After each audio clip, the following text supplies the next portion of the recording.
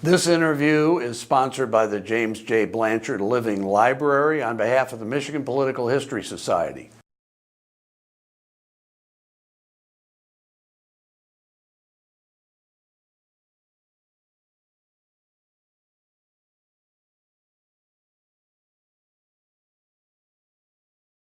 Walt Vries, we are so pleased to have tracked you down here to North Carolina, where you have achieved a career in politics and government more than equal to what you accomplished in the first half of your life in Michigan, and that's saying a lot.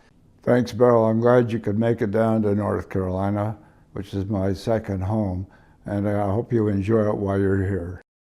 I'm loving it so far. Let's go back to the 1950s. And Walt Vries is an up-and-coming professor at times, but didn't you have some experience in the state capitol in Lansing during the 50s? How did that happen? Well, it happened because I had a fellowship at Michigan State, and it gave me a chance to work for a politician or a governmental official as part of the fellowship. So I was assigned to Speaker of the House, George Van Persum, because my Dutch name and his Dutch name, and that's one of the reasons I ended up working part-time as the assistant to the Speaker of the House. When I first walked into the Speaker's office, he said, De Vries, I want you to write me a speech on education. Well, the only place to write it was in a bathroom in the Speaker's office. So I had my first speech writing opportunity in the bathroom of the Speaker's office in Lansing. It must have been a good one, because you stuck around. Weren't you there like 5 or 6 years? Yeah, I was there for about 5 years through Van Persum's speakership and then Don Pierce. Okay, then you met George Romney at some point, either then or slightly later. What happened? George came to Lansing on behalf of Citizens for Michigan, the effort to get a constitutional convention. And he was around the legislature, and that's when I first met him with the Speaker. And I thought pretty much that this guy deserves not only support, but I think eventually he'd become a governor, which is what, of course, he did. Wow.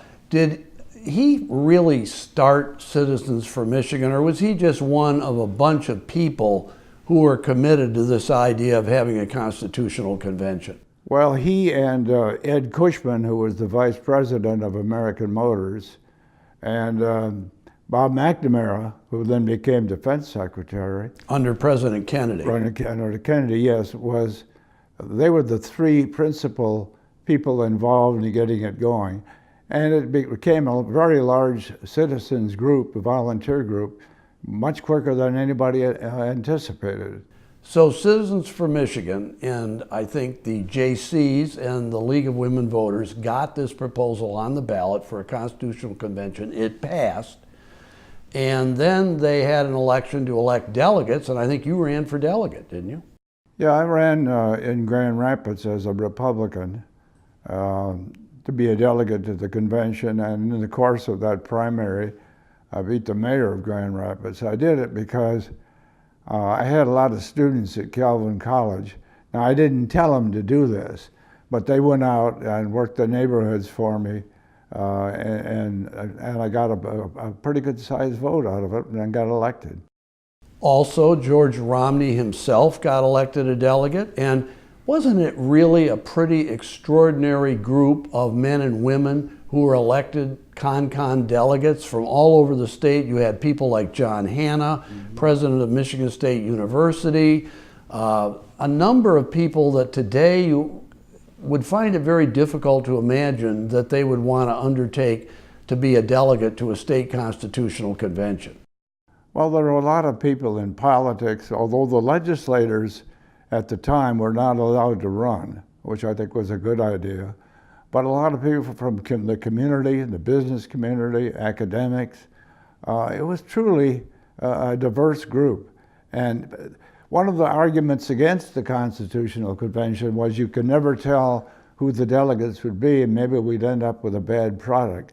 But I don't think it turned out that way. I think it was very representative. And you could tell that if you ever look at the convention proceedings. It was a divided convention delegation in the sense that you had people elected as Democrats, and I think there were twice as many Republicans. But the Republicans were kind of split, weren't they, between what might be considered kind of the old guard establishment Republican Party and then the more progressive newcomers like George Romney. Did that cause problems at the convention? Did you people caucus as parties? Like, did the Republicans have a caucus together? Did the Democrats caucus by themselves, or was that kind of shoved aside? Well, at the very beginning, it was obvious that there were two factions within the Republican Party. A group of us from the cities, and the younger people, I think, were the more progressive Republicans, and the people from the rural areas and the more conservative Republicans pretty much placed their leadership and their confidence in D. Hale Brake. And the progressive Republicans put it in George Romney. And so what happened was there was a fight, and Romney intended, I think, to become the president of the convention, but could not. So we ended up with a compromise with Steve Nesbitt, who was the president of Gerber's, became the president, and Romney and Edward Hutchinson, a conservative, became the vice presidents of the convention. And I think also Tom Downs, a Democrat, you put him in as a vice president too. That was an effort to make it a truly bipartisan leadership.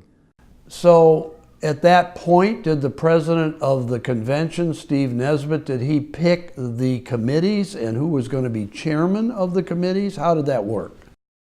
He pretty much, along with a group from the caucus, the Republican caucus, picked the chairman. I became the chairman of the Committee on Administration that ran the convention, principally because I had designed the staff and the table of organization and how the convention would actually run. So they put me in charge of that. The other Republican chairmen were selected in caucus, although I would say Romney and Nesbitt had the most influence or the input into that. Was Romney a committee chairman himself? How did he participate in the convention proper? No, he was not a chairman. He was a vice president or chairman of the convention. But his influence was seen everywhere, mostly because a lot of delegates happened to believe what he believed. But he did not hold a formal position as chairman. There was a caucus of the Republican officers of the convention and the chairman of the committees. And we met on a regular basis, and that's pretty much how I got to know George Romney in those leadership meetings. Did he meet some of the other people who were prominent at the convention other than yourself at the convention, or did he know them otherwise? People like Bill Seidman. Yeah. Or others from Western Michigan, Glenn Allen, let's say, from Kalamazoo. Had he had any contact with those people before the convention? I would say it was minimal. I think he had heard of people like Seidman and Glenn Allen, who eventually became part of the executive office of the governor. But I think for the most part, he met those people and really got to know them for the first time in the convention. Bob Danhoff was another one, yes, who was from Muskegon, I think. Right. Yes. So during the convention, did you and everybody expect George Romney was for sure going to run for governor in 1962? Because this convention started in late 61, spilled over into 62. Then you had the election come up in 62 for governor, and Romney decides he's going to run. Was that a surprise? Was it a shock when he announced, or was everybody saying, well, what did you expect? Well, it was not a surprise to me because he asked me to write a strategy memo at the end of 1961 on how his campaign would be run in 1962 for governor.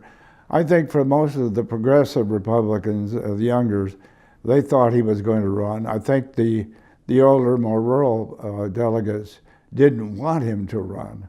And then, of course, the days leading up to his decision, the Democrats, particularly those at the delegates in the convention, were poo-pooing the whole idea, particularly when he decided he was going to fast and decide whether or not, and people thought that was phony, but it was not phony. And he did decide to run, and well, you saw the results of that. One thing that he became a champion of, as far as I'm concerned, or I've been told, was the idea that there should be a civil rights department, a freestanding, separate, autonomous civil rights department. The first, I think, any state had in the country, in the Constitution. It should be written in the Constitution. Was that primarily George Romney's idea? And if it was, do you think it's because of his Mormonism and the fact that he was perhaps sensitive, that Mormons were viewed as being antipathetic to African Americans? They wouldn't allow them to become priests in the Mormon church, and he wanted to show the public, look, I'm a different kind of Mormon, or I'm a Mormon who, you know, has great sympathy for African Americans, and I want to help them, and I'm for civil rights. What do you think?